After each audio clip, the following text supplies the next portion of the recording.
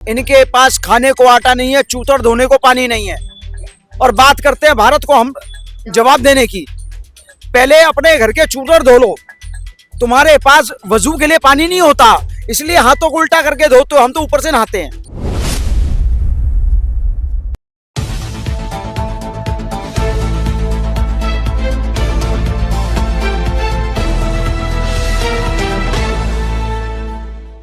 नमस्कार, मैं सगुन चौरसिया, मॉडर्निस्ट मीडिया नेटवर्क में आपका स्वागत है। भारत सरकार द्वारा उठाया गया बड़ा कदम मिशन सिंदूर को लाना, जिससे पाकिस्तान में आज खौफ बना हुआ है। पाकिस्तान के आतंक के खिलाफ इस कदम का उठाना भारत सरकार का सबसे बड़ा काम माना जा रहा है। हमारे भारत की सेना पूरी तरीके से तैयार है। पाकिस्तान के 9 आतंकी ठिकानों पर ये एक्शन लिया गया, जिसके बाद भारत में खुशी की लहर देखी जा रही है। लोगों का सिर्फ यही मानना है कि जो मोदी सरकार ने कहा था कुछ बड़ा होने वाला है, उसे साबित करता हुआ नज़र आ रहा है, वो करते हुए। तो मैं इस समय दिल्ली के राजीव चौक पर मौजूद हूँ। तो चलिए आम जनता से जानते हैं कि भारत में इसको लेकर कितनी खुशी है, लोग अपनी खुशी जाहिर कर रहे हैं, और पाकिस्तान में जो ये आतंक फैला हुआ है, जो भारत को लेकर जो उनका खौफ है, वो कहाँ तक दिख रहा है। सर, आपका नाम? गिरीश गुप्ता मेरा नाम। सर, जैसा कि देश में जो पहले 2 दिन से मॉक ड्रिल का जो वो हो रहा था, और अब कल रात में जो ऑपरेशन हुआ, सिंदूर ऑपरेशन, तो सर उसको आप किस नज़रिए से देखते हैं? ये बहुत बड़ा ऑपरेशन था और ये बहुत ज़रूरी है। इससे सेना का मनोबल भी बढ़ता है, हमारी सेना को, और हम जो प्रैक्टिस करते हैं वो रियल में हमें देखने को मिलती है। तो सेना का मनोबल इससे बहुत हाई होगा और उसके हौसले भी ध्वस्त होंगे। सर, आपको लगता है कि जो शहीद हुए थे कश्मीर में लोग, उनको सही ढंग से न्याय मिल पाएगा? अभी एक पहली किस्त आई है, अभी तो बहुत किस्तें आनी है। ये स्ट्राइक होती रहेंगी। जैसे मोदी जी ने बोला है कि जो उग्रवाद में शामिल हैं, डायरेक्टली इनडायरेक्टली, हम उन सबको जब तक जड़ से ख़त्म नहीं करेंगे तब तक ये चलता रहेगा। हाँ सर, जैसे कि सरकार से उम्मीद लगाई जा रही थी कि कुछ बड़ा होगा, और अब वो ये स्टार्टिंग पॉइंट है, तो सर ये हमारे देश के लिए कहाँ की हद तक है? ये बहुत बढ़िया है हमारे देश के लिए। हम एक सुपर पावर बनने का, हमारे पास जो हम कहते हैं 4थी सबसे बड़ी एयरफोर्स है। अब हमें मौका भी है साबित करने का, दुनिया को दिखाने का, ताकि हमारे पड़ोसी देश भी दब के रहें। बांग्लादेश भी आगे आँख ना उठाए, नेपाल भी आँख ना उठाए, श्रीलंका भी ना आँख ना। तो ये बहुत ज़रूरी है। और सर, जैसा कि हमारा जो आतंकवाद की जड़ है, उसे इस सरकार से ये उम्मीदें लगाई जा रही हैं कि इसे पूरा उखाड़ फेंकेंगे, तो आपको कहाँ तक लगता है कि सरकार इसे पूरा साकार कर पाएगी? हाँ, सरकार अच्छी सरकार है और मनोबल इनका बहुत अच्छा है और हमेशा देश हित की बात करते हैं। तो मुझे उम्मीद है कि ये जरूर करेंगे एक दिन। तो सर, जैसा कि ऑपरेशन सिंदूर जो चलाया गया है, जो वहाँ पे कश्मीर में जो हमला हुआ था, वहाँ पे लोग औरतों के सिंदूर मतलब सुहाग को जो उजाड़ा गया था, जो ये ऑपरेशन लाया गया है मोदी जी के नेतृत्व में, उसको आप किस हद तक मतलब मोदी जी की सोच जो है वो किस हद तक जा सकती है?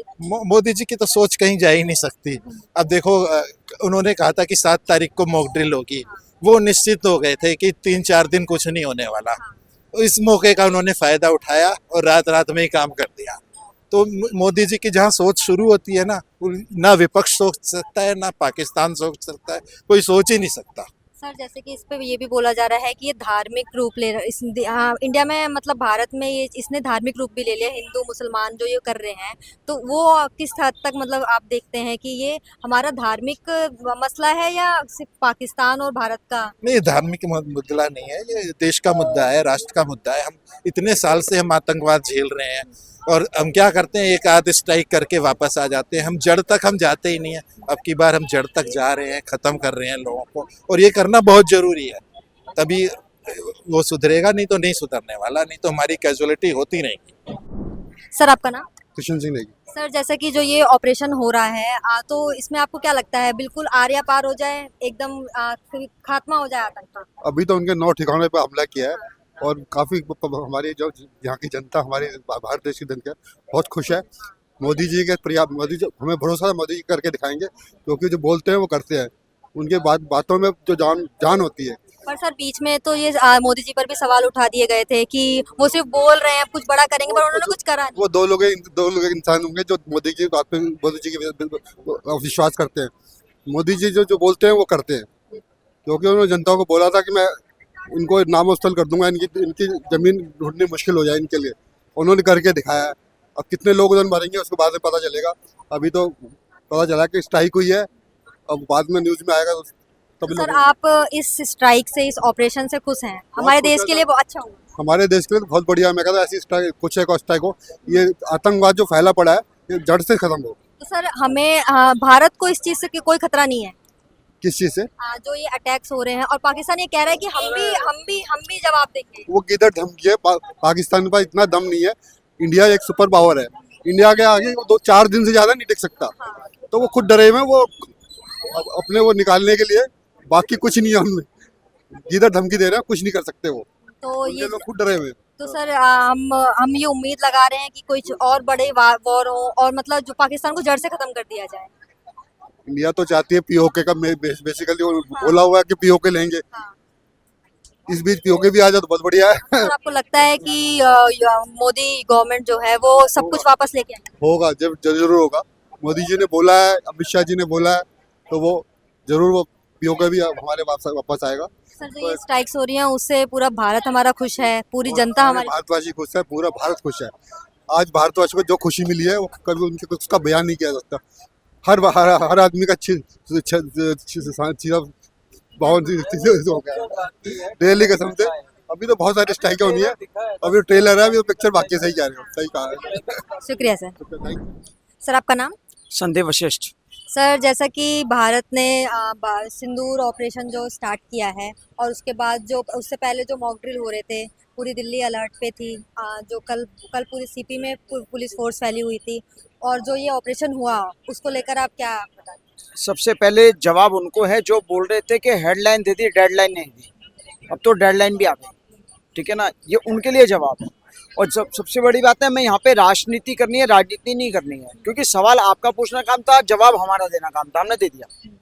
और पाकिस्तान के जो मसूद, उनके परिवार के 14 व्यक्ति मारे गए हैं। वो कहते वो क्यों नहीं मरा? अबे तुमने तो परिवार भी नहीं मारा, तुमने तो परिवार की मक्खी भी नहीं मारी, मच्छर भी नहीं मारा, यहाँ पे परिवार के 14 व्यक्ति मरे हैं। वो कहते उसको क्यों नहीं मारा? भाई वो वहां पे रहता होगा, आपने तो उसका परिवार नहीं ढूंढा, या तो परिवार भी ढूंढ लिया। और देश की जनता को बहुत बहुत शुभकामनाएं। 14 व्यक्ति मरे, 9 जगहों पे, 9 ठिकानों पे हमले हुए हैं, रात को हुए हैं। लोग कहते दिन में क्यों नहीं करा? 24 लोग कहते दिन में क्यों नहीं करा? भैया दिन में करेंगे, रात को करेंगे, तुम्हें उससे क्या मतलब है? देश के हित में काम करना है, देश के विरोध में काम करना है। सबसे बड़ी बात है, राजनीति करो, राजनीति ना करो। और आपने, मैं किसी का विरोध नहीं कर रहा हूँ, क्योंकि मैं यहाँ पे राजनीति करने आया हूँ, राजनीति करने आया। सबसे बड़ी बात है, राष्ट्र के लिए जो काम होगा वो करा जाएगा, ना कि आपको बता के कराया जाएगा। हम आपके लिए आंसरेबल नहीं है।